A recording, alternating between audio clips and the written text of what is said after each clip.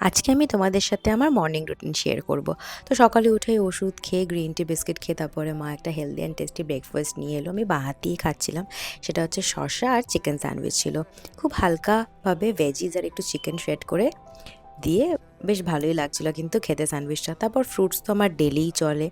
তারপর আজকে কিন্তু আমি সব কিছু বাঁ হাত দিয়ে নিজে নিজেই স্কিন কেয়ারটা কিন্তু করেছি। আমি চুল আঁচড়ানো থেকে শুরু করে পুরো স্কিন কেয়ারটা। ফার্স্টে আমি একটু রোজ টোনার লাগিয়ে নিলাম। রোজ টোনার পর আমি অ্যাকোয়ালজিকার এই জেল বেসড ময়েশ্চারাইজারটা ইউজ করলাম, যেটা দেখলাম খুবই ভালো, ভীষণ এটা লাইট ওয়েট আর নন গ্রিজি, যেটা স্কিনটাকে একদম লাইট ফিল একদম করায়। আর দেখো এবার আমি ইমালসিফাই করার মানে সাথে সাথেই স্কিনটা কিন্তু কত গ্লো, মানে কতটা গ্লোয়িং লাগছে। তারপরে সব কিছু কমপ্লিট করার পর আমি এই মিলা বিউটির এই লিপ বামটা ইউজ করি। এটা খুবই ভালো, and C how my skin is glowing.